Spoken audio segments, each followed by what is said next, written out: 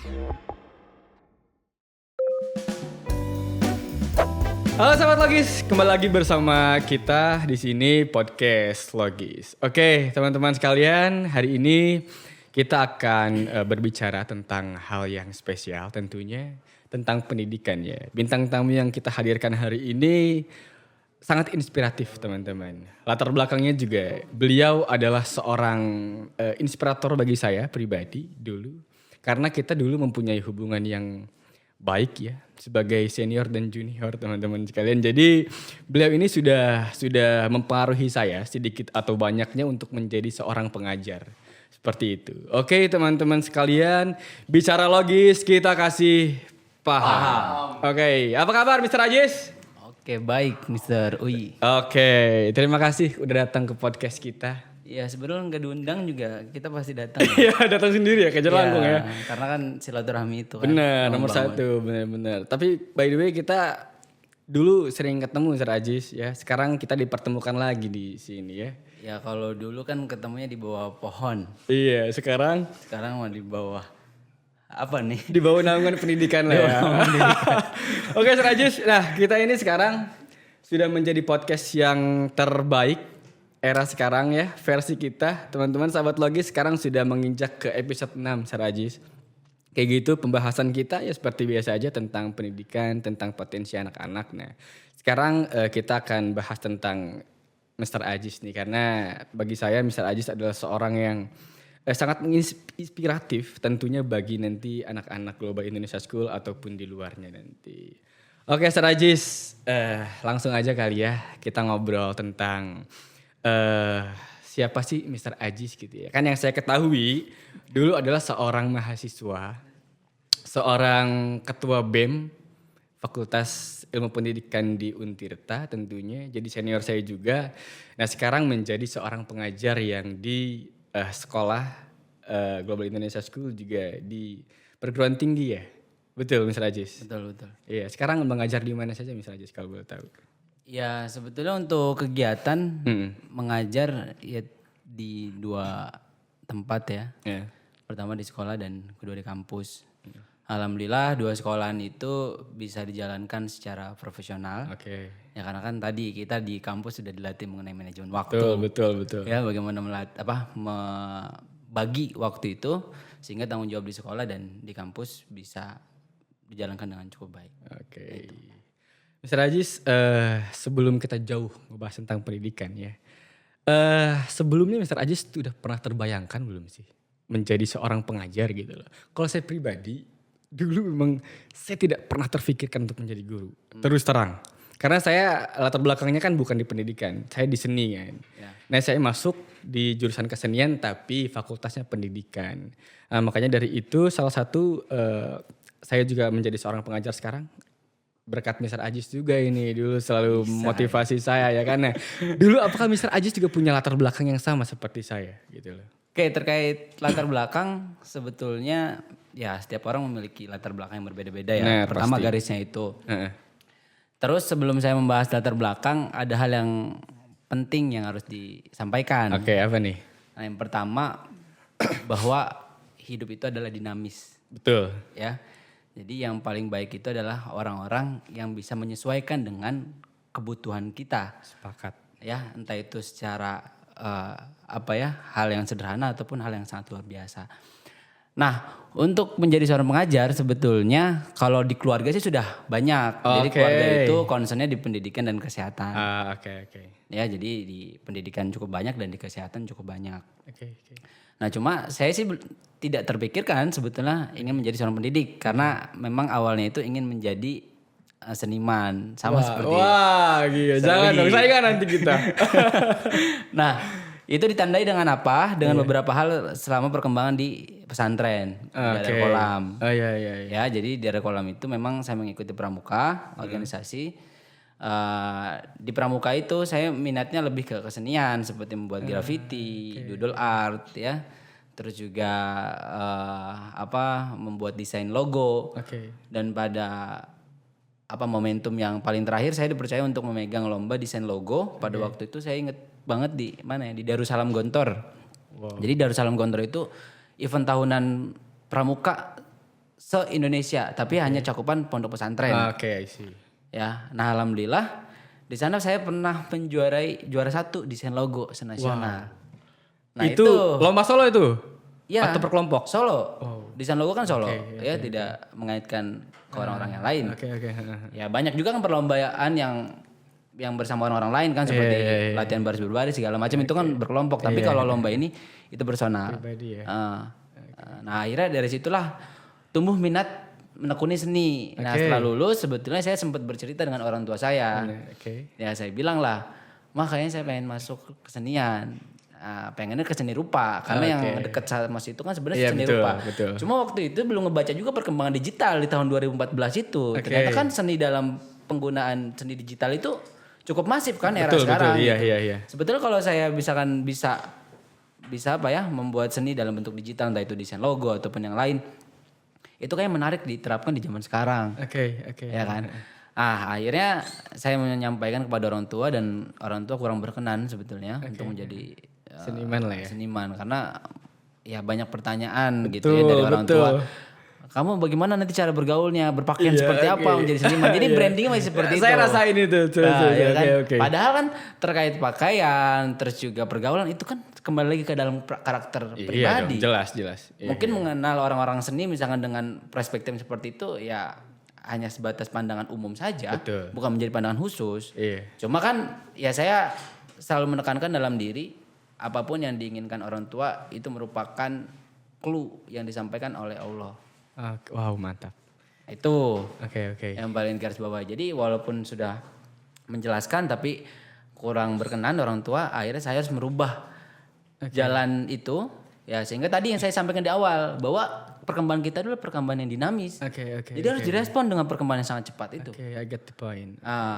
Ketika misalkan orang tua meminta jangan mengambil jurusan itu, akhirnya saya memiliki minat untuk mengambil jurusan bahasa Indonesia. Karena bukan karena saya memiliki keterampilan bahasa Indonesia sebetulnya, karena dirasa itu menjadi jurusan yang mudah untuk diselesaikan. Awalnya seperti itu. Saya punya pengalaman yang sama, Sir Ajis. Tapi ini menarik teman-teman sekalian. Saya justru baru tahu kalau Sir Ajis juga adalah orang yang dulunya menekuni kesenian. Gitu. Pengalamannya sebenarnya agak sedikit sama dengan saya. Saya dulu juga ditolak oleh orang tua saya untuk mendaftarkan sebagai mahasiswa baru di bidang kesenian, teman-teman. Tapi karena saya merasa bahwa saya lebih tahu tentang apa masa depan saya gitu, dan saya mencoba meluruskan tadi apa yang Mr. Ajis katakan tentang pendapat orang tua tentang kesenian itu kayak gimana, dan orang tua tidak salah juga kan. Tetapi yang menarik bagi saya akan saya highlight bagaimana bisa Sir Ajis berusaha mengikuti kemauan orang tua, tetapi Mr. Ajis all out di dalam pilihan yang Mr. Ajis pilih. Soalnya banyak kasus berbagai teman-teman saya, mereka memang kuliah di bidang tersebut, tetapi bukan karena pilihan beliau, tapi karena pilihan orang tuanya. Akhirnya dia kuliah, ya kita tahu lah ya, ada yang 14 semester bahkan mahasiswa abadi kan ada. Karena memang mungkin itu salah satu faktornya. Maksud saya bukan keinginan dia. Iya gitu loh. Maksudnya apa mendasari kamu sehingga kamu bisa tetap all out dan sekarang menjadi seseorang yang mungkin orang tua kamu sudah bisa melihat, oh ternyata pilihan saya benar juga kepada anak saya gitu. Gimana? Iya sebetulnya satu ya yang akhirnya saya bisa menyelesaikan itu. Ya saya memiliki prinsip apa yang kamu mulai ya kamu harus selesaikan itu. Oke, mantap. Gitu. Ya mau gimana lagi kan tadi prinsipnya kita harus berkembang secara dinamis. Benar. Dinamis itu kan bisa menyesuaikan dengan kondisi pada waktu itu. Kondisi kita sekarang sudah berubah. Ya bagaimana apa yang sudah kita pilih dan kita tekuni itu harus bisa diselesaikan. Betul. Ya jadi memang sebetulnya kalau saya melihat, ya saya mengevaluasi diri saya sendiri ya untuk perkuliahan S1 dan S2 memang memiliki kualitas yang berbeda. S1 relatif hanya sebatas menikmati masa-masa kuliah saja, entah itu dengan berorganisasi segala macam gitu. Jadi bobot akademik memang kurang terlalu diikuti dengan maksimal. Tapi alhamdulillah lah berkat teman-teman di sekeliling ya yang selalu mengingatkan, makanya saya lulus kuliah 10 semester Seroi. Itu kan kalau orang kan mengira S1 itu ya cuma sekedar 4 tahun atau 8 semester gitu. Ya saya lulus 10 semester, ya tidak terlalu tua sepertinya. Sama aja lah Sir Ajis. Saya lulus 9 semester Sir Ajis. Berarti beda satu Beda semester. satu semester ya. Karena memang di saya itu ada banyak fokus. Bukan karena saya tidak bisa mengejar skripsi tersebut. Tapi karena ada fokus-fokus lain. Yang misalnya untuk dipaksa untuk bikin kekaryaan terlebih dahulu sebelum untuk lanjut ke proses skripsi tadi. Gitu. Oke Sir Ajis, menarik. Jadi itu, jadi memang harus kita selesaikan apa yang kita mulai. Oke, sepakat. Karena kalau kita tidak menyelesaikan apa yang sudah kita pilih ya rugi juga. Benar. Iya gak sih? Iya. Ya rugi umur, rugi materi, Benar. rugi tenaga dan lain-lain banyak sih. Tapi pengalaman itu Sir Ajis, ini ada di saya sebenarnya. Ya. Dulu pas semester pertengahan ya, gitu kan. Saya sempat goyang sebetulnya. Ini saya bilang apa benar omongan orang tua saya, kamu mau jadi apa di kesenian gitu kan. Karena berbagai pandangan tersebut tadi ya yang kita ketahui bahwa seniman tidak punya pekerjaan layak ke depannya dan lain-lain gitu. Akhirnya saya mencoba untuk mendalami apa yang saya udah putuskan saat itu. Saya dekat dengan berbagai dosen, saya belajar seni rupa. Walaupun basic saya waktu itu di teater. Saya mempelajari seni musik, seni rupa dan juga seni tari. Maksud dari itu saya menikmati proses-proses tersebut sehingga ketika berjalannya waktu saya mulai menemukan kayaknya apa yang orang tua saya bilang bukan salah ya, tetapi saya kayaknya sudah mulai menemukan gitu. Maksudnya mana jalan yang benar yang saya sudah pilih gitu. Akhirnya banyak hal-hal yang membuat orang tua saya sedikit bangga terhadap saya. Barangkali seperti prestasi-prestasi saya waktu di perkuliahan gitu seperti Sir Ajis. Nah, sehingga sekarang saya yakin betul yang tadi Mr. Ajis omongin bahwa ketika kita sudah memulai, kalau kita harus menyelesaikan itu dengan baik pasti hasilnya juga akan baik kan. Oke, kita sekarang bicara tentang kita saat inilah Sir Ajis ya. Kita kan sekarang menjadi pengajar Sir Ajis, betul kan? Apalagi Sir Ajis mengajar di 2 tempat dan juga 2 unit yang berbeda. Artinya perkuliahan dan juga sekolah ya. Itu kan jenjang yang sangat beda ya. Apa yang menjadi kendala Sir Ajis selama menjadi seorang pengajar saat ini? Kendala yang paling terpenting sebagai seorang pengajar adalah memahami kemampuan siswa sebetulnya. Karena contoh seperti ini, pelajaran yang hari ini kita ajarkan kepada siswa itu kan belum tentu siswa itu membutuhkan ilmu yang kita ajarkan. Contoh misalkan dalam sekolah misalkan saya mengajari pelajaran bahasa Indonesia atau mata pelajaran bahasa Indonesia. Orang yang akan memokuskan dirinya pada bidang ekonomi. Pertanyaannya apakah akan membutuhkan keterampilan bahasa Indonesia dengan sangat terampil? Nah, itu kan mereka kurang terlalu membutuhkan itu. Atau contoh misalkan orang yang memiliki minat kesenian. Apakah dia ingin juga gitu ya atau memerlukan juga bahasa Indonesia dengan sangat terampil? Nah, itu kan kadang terlalu kurang dibutuhkan ya bagi keterampilan dia. Hanya sebatas untuk media komunikasi saja. Tapi kalau untuk menjadi orang yang ahli di bidang bahasa, mungkin mereka kurang tertarik. Nah, artinya tantangan hari ini bagaimana kita seorang pendidik mampu memberikan pemahaman kepada semua siswa bahwa mata pelajaran yang hari ini kita tekuni itu bisa diterima, minimal diterima sih. Artinya diterima itu ya siswa mempelajari itu dengan hati yang senang, dengan pikiran yang terbuka. Bahwa ilmu ini ya percaya akan digunakan pada satu hari gitu ya. Atau pada di kemudian hari. Bahkan tanpa mereka sadari cara berkomunikasi misalkan melalui bahasa itu seharusnya mereka bisa menyadari perkembangan itu. Contoh misalkan menjadi orang yang mampu menyampaikan gagasannya dengan baik kan itu melalui bahasa. Bagaimana kita melihat orang itu misalkan menguasai materi atau tidak? Melalui bahasa kan? Betul. Contoh misalkan di bidang kesenian, orang akan mempresentasikan suatu karyanya, kan tidak hanya sebatas membuat karya lalu selesai, tapi bagaimana dia bisa merasionalkan karya ini. Nah itu kenapa? Melalui bahasa juga. Nah jadi secara tidak langsung ya saya coba memberikan pemahaman kepada orang-orang yang tidak berfokus pada bahasa, bahwa bahasa ini sangat penting untuk dipelajari.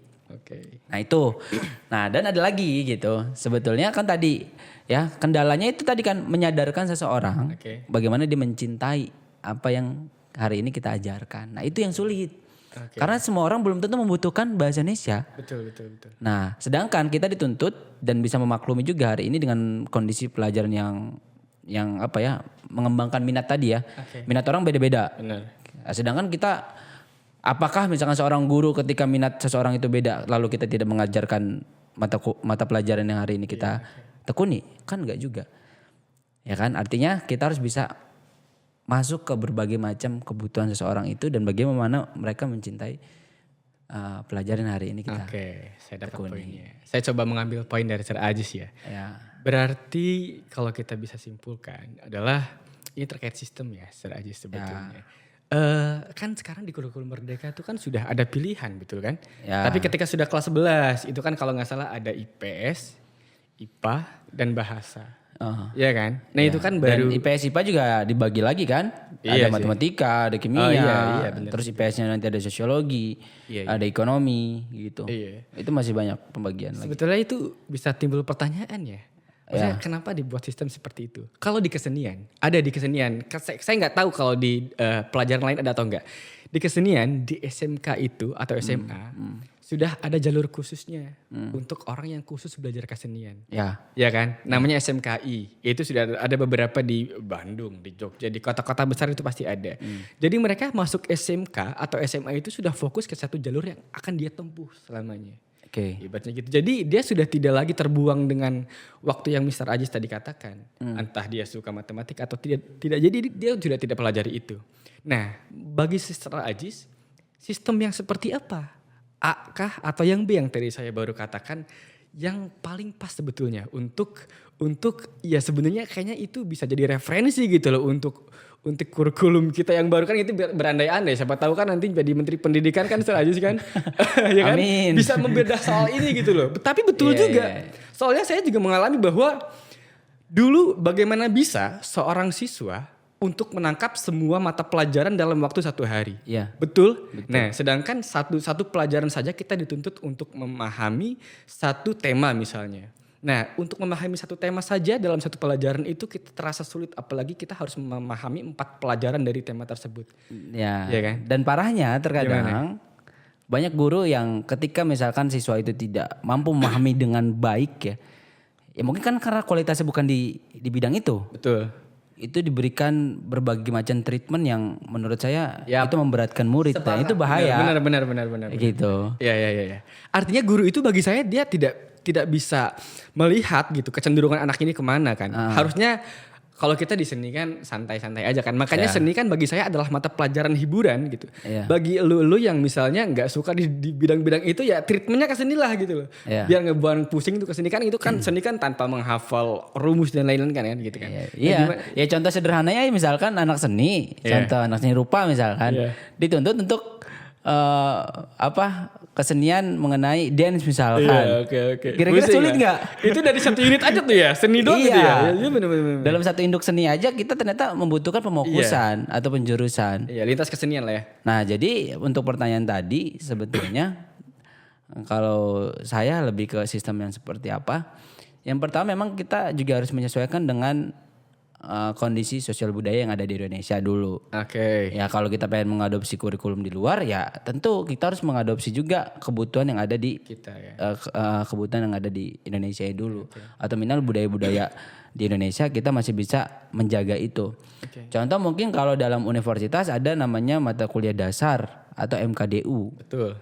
Nah itu kan menjadi mata kuliah wajib. Iya. Tujuan kenapa? Ya pertama menanamkan nasionalisme tadi. Betul. Kebutuhan misalkan mereka untuk mencintai bangsa Indonesia itu melalui PPKN misalkan dan kewarganegaraan. Tujuan bagaimana dia misalkan menghargai bahasa dan mempertahankan bahasa, ada mata kuliah bahasa Indonesia untuk diwajibkan. Terus misalkan bagaimana dia menanamkan nilai-nilai keagamaan, ada namanya mata kuliah wajib terkait keagamaan atau pendidikan agama Islam. Iya, ada. Itu kan mata kuliah wajib. Wajib, iya. Nah artinya menurut saya yang wajib tadi atau yang menjadi budaya yang harus dikuatkan di Indonesia itu harus tetap dipertahankan. Oke. Nah, yang harus kita buka adalah bagaimana siswa ini sudah mulai dijuruskan dalam peminatannya. Betul. Nah, dia butuhnya mana nih, berkembang ke arah yang ke ekonomi kah, ke kesenian kah, gitu, ke arah hukum kah, ya kan? Ke arah politik kah, itu sudah mulai dikerucutkan. Karena di beberapa negara juga ya, mungkin kita bisa mencari referensi satu sama lain ya. Di negara mana saja yang menerapkan penjurusan seperti tadi selama sekolah. Kalau kita kan rata-rata di perkuliahan yang mulai dijuruskan. Benar. Gitu. Nah, kalau negara-negara yang lain tadi itu kan sudah mulai dari sekolah menengah atas. Bisa dibilang terlambat lah ya kalau kita. Iya, sehingga kita terlambat juga menciptakan ahli-ahli di bidang tersebut. Sepakat sih. Karena masih dibenturkan dengan banyaknya pemahaman tadi. Iya. Ya. Benar. Kapasitasnya di bidang apa ternyata dipaksakan untuk itu. Oke, Gitu sih. kompleks ya kalau kita bicara soal pendidikan ya. Benar ya. Kita maksudnya kita nggak bisa lihat dari satu sisi aja. Sisi yang tadi kita bicarakan juga sebetulnya ada baiknya gitu. Kan kita ketahui lah bahwa anak-anak SMA tuh cenderung belum bisa memutuskan sih ya gitu kan. Dia masih tergantung pada keputusan-keputusan yang sebelumnya. Misalnya dia ngikut jalur dari kakaknya yang terdahulu ataukah dari perintah ibunya gitu. Artinya sistem yang sekarang dibangun juga bagi saya itu ada manfaatnya bagi anak-anak yang dia belum mengetahui jati diri dia sekarang di mana gitu. Contoh lah, baiknya IPA IPS dan penjurusan di SMA itu bagi saya itu ada baiknya juga karena dia ngerasa dia harus mempelajari semua dulu. Sehingga dia harus tahu nanti mana kecenderungan yang dia akan pilih karena kesukaan dari materi tersebut. Kayak gitu, itu ada baiknya di sistem sekarang kan, gitu. Nah, tapi kalau kita bicara soal efisiensi gitu ya, efisiensi, apakah yang Mr. Ajis tadi bilang, apakah itu bukan sebuah keterlambatan untuk mengambil keputusan karena di fase-fase umur SMA kan 15 sampai ke 17, 18 ya. Itu anak-anak sudah dikategorikan menjadi remaja sampai dewasa kan. Nah, artinya apakah itu tidak terlambat ketika sistem pendidikan itu dimulai? Bahkan dulu saya pernah dengar podcast sebelum-sebelumnya dari Kobusier kalau nggak salah itu membahas kenapa SD itu harus 6 tahun dan lain-lain. Itu terkait tadi. Apakah tidak bisa 4 tahun sehingga nanti keputusan akhirnya yang Mr. Ajis katakan tadi itu bisa menjadi ibaratnya kita punya ahli-ahli tersebut dengan waktu yang singkat, tidak terlalu lama gitu loh. Yang kayak gimana menurut Mr. Ajis soal itu? Ya terkait waktu jenjang pendidikan kan sebetulnya itu bagaimana bobot materi yang diwajibkan di Kementerian Pendidikan kan. Ya sebetulnya kalaupun harus melakukan penyederhanaan ya itu ada di kebijakannya, ada di sana Kementerian Pendidikan. Bagaimana bisa menyederhanakan kurikulum sehingga misalkan SD tidak harus 6 tahun misalkan. Ya mungkin juga bisa jadi, cuma kan itu harus memiliki kajian yang cukup panjang. Betul. Ya, karena kita percaya juga bahwa ya pemerintah juga ya tidak main-main dalam menentukan lamanya pendidikan, ya kan? Nah pasti dia melibatkan para pakar, para ilmuwan dan akademisi untuk merumuskan itu. Sorry saya potong saja sih. Ini kita diskusi aja, bahan diskusi ya untuk bahan diskusi teman-teman juga ya. Nah ini menarik teman-teman. Jika kita bicara soal tadi jenjang waktu dan lain-lain. Saya pernah baca bahwa di Finlandia adalah salah satu negara yang sistem pendidikannya baik di dunia, betul ya? Nah, Nah, bahkan katanya di Indonesia itu waktu orang untuk menghabiskan di sekolah atau belajar itu lebih banyak justru daripada di Finlandia gitu. Tetapi hasilnya kita justru jauh tertinggal daripada itu. Nah, gimana? Apa kira-kira yang salah dari kita gitu loh? Apakah memang kita sebagai SDM-nya gitu kan, atau memang apa gitu yang mempengaruhi itu gitu? Terlalu banyak beban di pendidikan kita. Orang diminta untuk belajar banyak hal. Benar, yang mungkin tidak dibutuhkan oleh siswa. Sepakat. Itu kali. Ya mungkin ini kan opini ya, kita berbicara opini, kita bukan berbicara data. Dong. Benar. Ya. Artinya kalau opini kan pendapat kita. Pribadi ya. Pribadi. Nah mungkin itu sih terlalu banyak beban. Ya, bagi beberapa orang kan tadi ya mungkin ada yang tidak membutuhkan matematika. Betul. Ya kan kalau rumus dasarnya misalkan kita hanya sebatas menghitung 1, 2, 3, 4, 5, 10 kayaknya udah. Benar. Itu sebagai dasar saja begitu ya. Sepakat sih.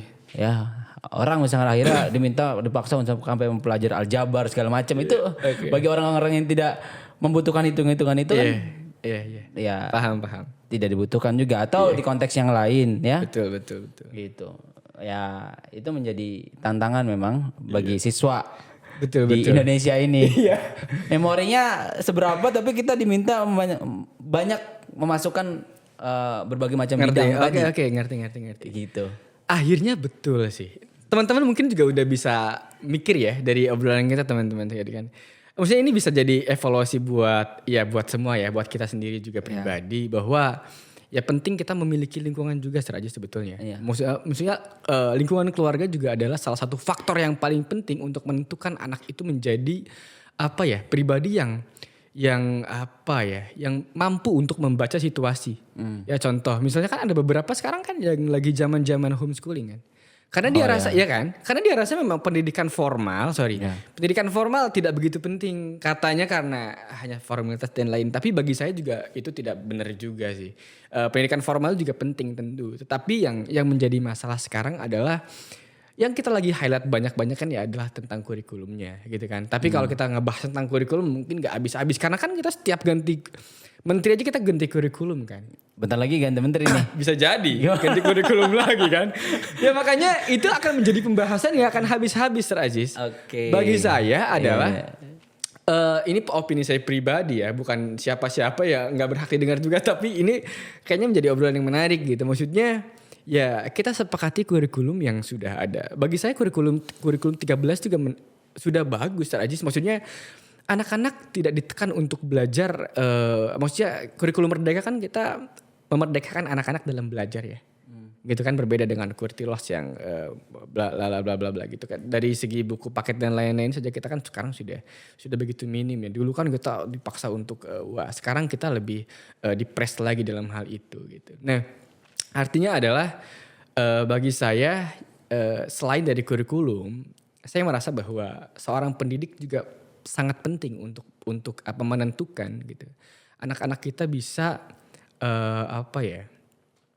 mampu untuk melakukan atau intinya adalah dia bisa memetakan gitu konsep pendidikan tuh sampai mana gitu dan buat dirinya tuh penting atau tidak sehingga dia bisa memfokuskan. Bukan berarti maksudnya gini, ketika saya misalnya fokus di matematika gitu, bukan berarti pelajaran-pelajaran lain tidak penting. Bagi saya maksud saya adalah fokuskanlah ke satu itu gitu. Sehingga yang lain-lain tetap dipelajari tetapi bukan menjadi mayor lagi gitu.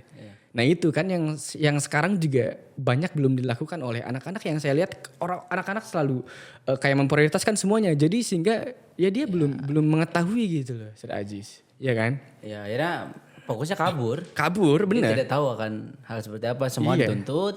Iya. Gitu sepakat. Kan. Ya tanpa mengurangi rasa hormat ya, semua ilmu berguna. Pasti. Ya kan, tapi kan tadi ini dibutuhkan oleh siapa? Iya, nah, gitu. Sepakat. Kasusnya kan mahasiswa juga sama. Maksudnya kita mau masuk di perguruan tinggi aja kita masih bingung bakal ngambil jurusan apa ya kan? Ya. Padahal kita udah sekolah itu berapa tahun dari SD, SMP, SMA? 12 tahun. Tapi kita masih bingung untuk memutuskan sesimpel itu memutuskan kita kuliah di mana gitu. Iya, artinya dia belum mengetahui kebutuhan dia apa. Itu poinnya. Bagaimana akan menjadi ahli-ahli di bidang tertentu dengan cepat. Kita saja kadang terlambat menentukan itu. Oke, benar-benar sepakat. Oke, next ya. next pembahasan lah ya. Oke, terlalu dalam. Kita nanti bahas sama Nadiem Makarim aja ya, kalau usah itu ya. Oke. Telepon Pak Menteri. Benar. Mas Menteri. Mas Nadiem. Oke, Sir Aziz, enjoy jadi seorang guru ya. Enjoy karena mendidik adalah suatu kebahagiaan. Sepakat sih. Ya. Oke, sepakat. Saya juga. Bahkan hari libur saya juga untuk mendidik kerja. Tetap mengajar ya? Untuk mengajar. Iya benar. Berarti full ngajar itu? Full karena di swasta biasanya ada kuliah untuk para karyawan kan atau kelas pekerja. Iya benar. Kelas jadi karyawan ya. Masih mendapatkan waktu untuk mengajar itu. Oke, iya bagi saya. Jadi kayak keseharian aja. Benar sih. Ya, bukan kalau orang-orang enak ngomong ya kerja dari Senin sampai Jumat, kalau kerja tiap hari. Bener. Cuma ya kerjanya tadi ya, bagaimana kegiatan mendidik ini dijadikan sesuatu yang menyenangkan kayak sekadar kita bercerita saja. Iya. Beda tempat ngopi aja ibaratnya gitu. Betul. Terus juga kan mengajari teman-teman mahasiswa tuh enaknya ya kita sebatas berdiskusi. Iya. Enggak Jadi satu arah kesannya ya formal tapi asik gitu. Benar-benar sepakat sih. Kalau di kelas kayaknya agak terbelenggu ya. Kalau ngajarin anak-anak SMA tuh kan agak berbeda gitu. Bukan nggak asik, bukan. Cuma metodenya kan tadi ya. Iya dong. Kalau di sekolah seperti SMP, SMA tuh lebih mendekatkan pelajaran pedagogik ya, artinya pendekatannya lebih ke anak gitu. Betul. Tapi kalau mahasiswa tuh andragogik, artinya pelajaran untuk orang-orang dewasa. Gitu loh. Perbedaan di situ. Kayak misalkan di mahasiswa nih, telat itu nggak ada tuh istilah black book. Di sini kan kalau itu ada. Bener. Orang dicatat telat gitu. Kalau di mahasiswa misalkan ya kita nggak menekankan itu ya, telat misalkan dihukum udah nggak gitu lagi. Tapi bagaimana meningkatkan kesadaran mereka terkait karakter itu. Telat ya setidaknya lu mikir malu. Iya benar. Gitu loh. Nanti ditanya suruh memberikan pandangan, lu nggak bisa, harusnya lu malu sama diri lu sendiri. Harus, gitu. iya, Bukan lagi ya udah berdiri kamu sampai akhir gitu. Iya, Kan nggak kayak gitu lagi. Nah itu pembelajaran orang-orang dewasa, bagaimana orang-orang dewasa ini bisa berpikir pantas atau tidak kita melakukan seperti itu. Sepakat. Gitu. Tapi saya lihat Sir Ajis sangat berhasil menjadi pengajar yang baik. Maksudnya metode belajarnya saya sering melihat ya. Metode mengajar Sir Ajis itu bukan tipikal yang ceramah ya. Bukan. Maksudnya yang dua arah lah, diskusi itu kan lebih menangkap ya sebetulnya ya. Lebih cepat dipahami. Yang paling terpenting adalah sebetulnya kalau saya ya lebih pendekatan secara personal sih ke anak-anak. Sepakat, benar. Karena kalau kitanya tidak masuk secara pembicaraan, Nggak akan masuk pembahasan, juga. bagaimana anak-anak respect. Iya, oke. Saya paling tidak suka sebetulnya kalau saya di apa ya, belajar gitu ya. Oke. Kayak seperti mendongengkan. Iya. Itu paling nggak bisa. Ada sedikit Gitu. kesamaan Sir Ajis.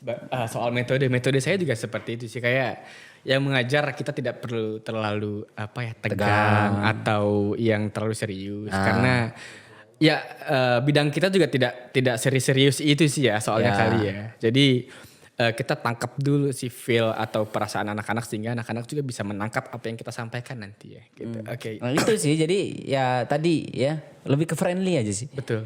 Kalau udah buat begitu kan enak. Apalagi gini, yang masalah kan gini.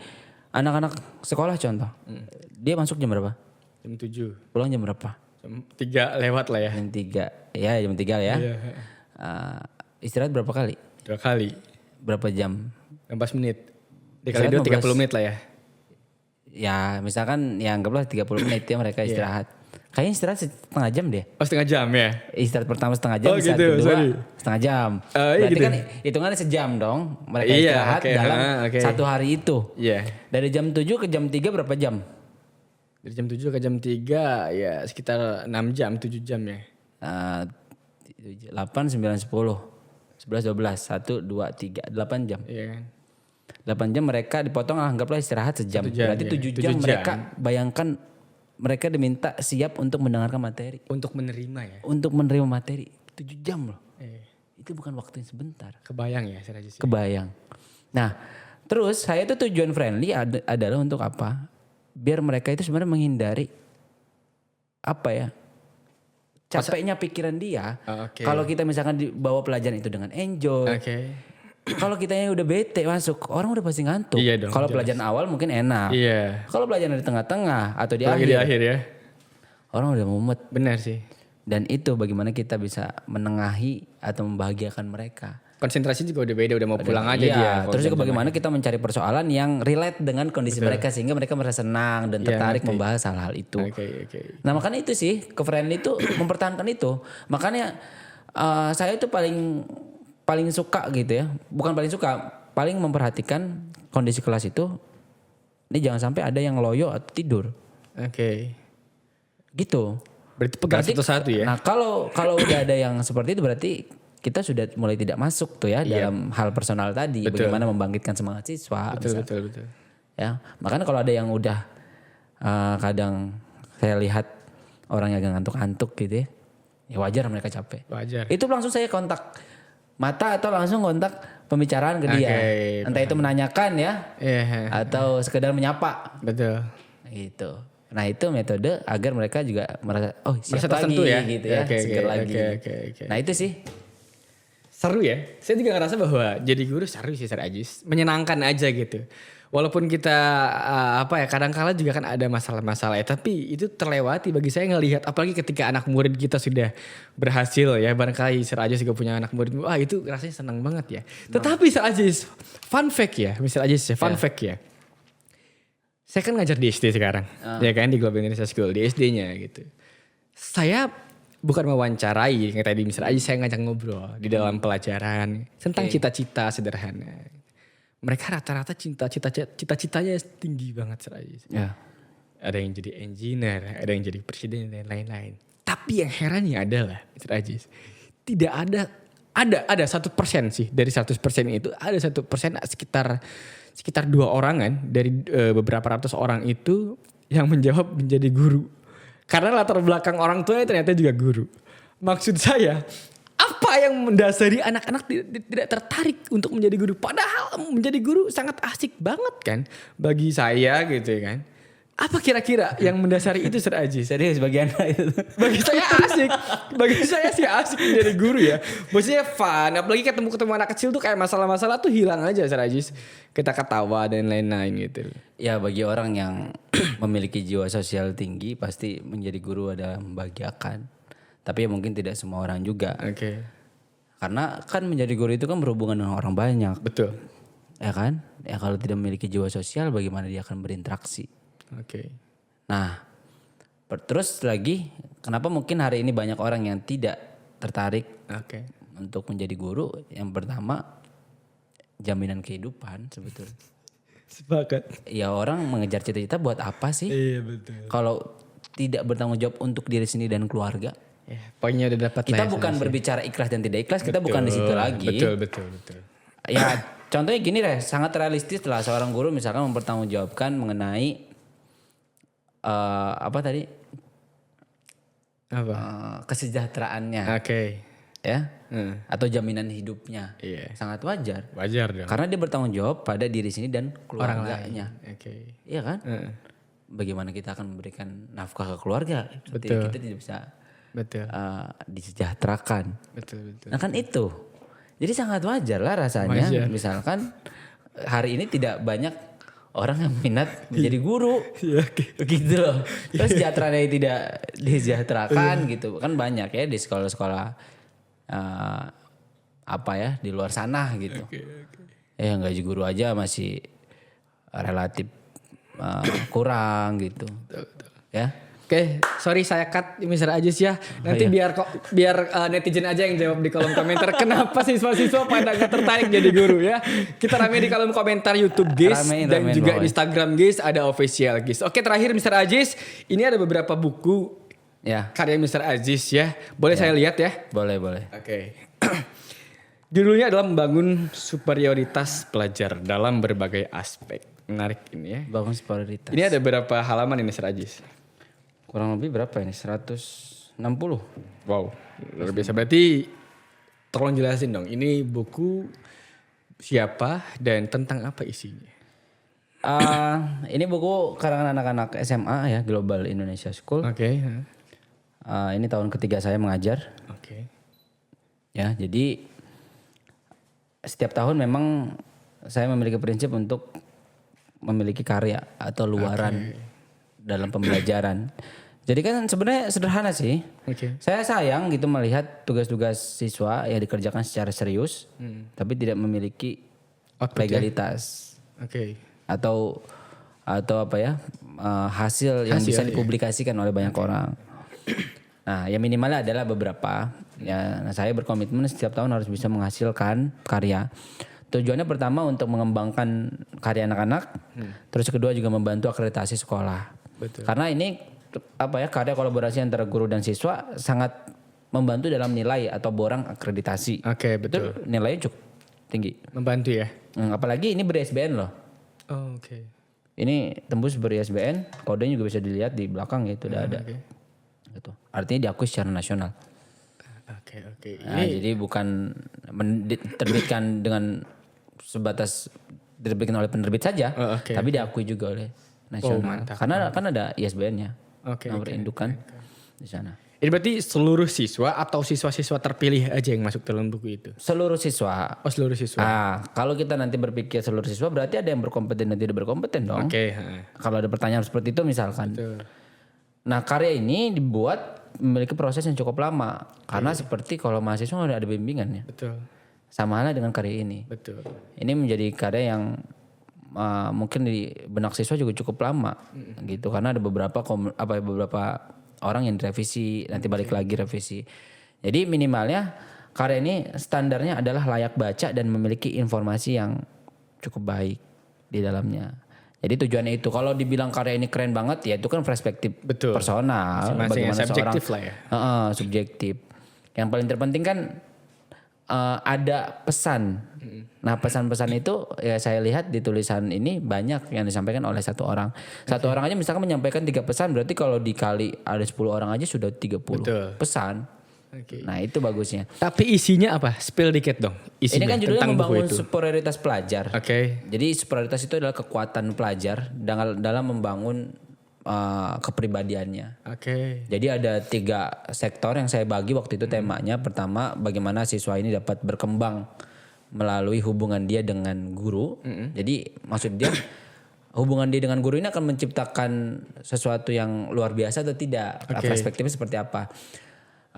Atau misalkan dia bisa juga bercerita mengenai pengalaman pribadi. Ya, sehingga pengalaman pribadi ini dapat dibaca oleh banyak orang dan bisa menjadi rujukan oleh orang-orang. Atau hubungan dia dengan orang tua juga itu bisa. Misalkan peran orang tua ternyata membantu loh dalam mengembangkan potensi anak misalkan. Ya, atau lagi misalkan tema mengenai bagaimana peran dia dengan lingkungan di sekitar atau teman-temannya. Kan siapa tahu dia memiliki circle yang baik. Betul. Atau hubungan teman yang baik. Sehingga pertemanan itu mampu menunjang nilai akademiknya. Jadi hubungan-hubungan tadi itu saling bereratan sebagai superioritas atau kekuatan sebagai pelajar untuk membangun potensi dirinya. Nah, lingkungan-lingkungan tadi kan seperti lingkungan dia dengan guru, lingkungan dia dengan orang tua, lingkungan dia dengan siswa atau temannya. Itu sebetulnya menjadi apa ya? Kondisi yang bisa saling membantu dan mengembangkan potensi anak itu. Oke. Itu. Keren Sir Ajis. Oke, teman-teman sekalian, ini buku sudah bisa diakses di Perpustakaan Global Indonesia School, terus juga perjualbelikan tidak? Bisa diperjualbelikan, ada juga yang di stok oleh kita di sini. Jadi bisa Ya, bisa teman-teman. menghubungi Sir Uyi maksudnya. Tapi memang buku ini menarik karena juga di dalam buku ini ada pengalaman anak-anak juga kan. Iya, itu kan pengalaman secara empiris, artinya dialami oleh para siswa. Artinya bisa menjadi motivasi kan. Nah, bagi tujuannya pembaca. di situ. Iya kan? Tujuan di situ. Ya, teman-teman, judulnya adalah membangun superioritas pelajar dalam berbagai aspek, teman-teman. Ini berbagai aspek lah ya. Agak ribet ya. Iya. Ya berbagai aspek karena apa? Tadi kan dibilang banyak hubungan-hubungan yang dibangun. Betul, iya. Sehingga hubungan itu bisa memberikan dampak positif terhadap diri dia. Betul. Artinya juga ini buku muatannya banyak gitu. Teman-teman bisa mempelajari dari berbagai aspek tadi ya. Gitu bisa kalau mau beli anak gisnya mungkin juga boleh ya. Udah dibuka dan udah tembus juga kemarin sampai 2 kali cetak karena banyak juga orang Bogor beli kemarin. Kirain saya juga orang-orang GIS aja, cuma banyak direspon oleh orang-orang luar karena pemasaran teman-teman kelas 12 ya pada waktu itu. Nah ini tahun ketiga, insya Allah di tahun ketiga juga kita akan buat lagi. Siap, ajak saya Sir Ajis ya. Boleh kalau punya minat menulis, kita pasti aja. Tapi saya lebih ke puisi Sir Ajis, antologi puisi gitu. Nanti mungkin kita bisa buat antologi puisi ya. Iya. Siap. Terima kasih Sir Ajis. Siap. Sangat daging banget obrolan kita kali ini ya. Kalau sebenarnya masih banyak banget yang mau saya obrolin. Ya kan saya bilang kayaknya 30 menit gak cukup. Kamera udah gini-gini aja. Ya mungkin kan? bisa dipotong ke persoalan yang lain kan kita bisa bertemu lagi. Betul, kita bisa ngobrol di belakang, nanti kita upload di media sosial lain. Jangan lupa teman-teman follow sosial media Instagram Global Indonesia School Official dan juga YouTube Global Indonesia School Official. Pertemuan saya dan juga Mr. Ajis selesai sampai sini. Terima kasih, sampai jumpa. Bicara logis, kita kasih paham.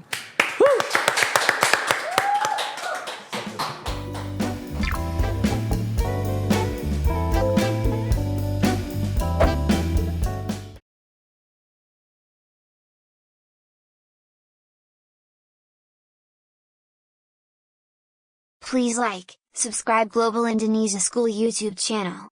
Check it out now.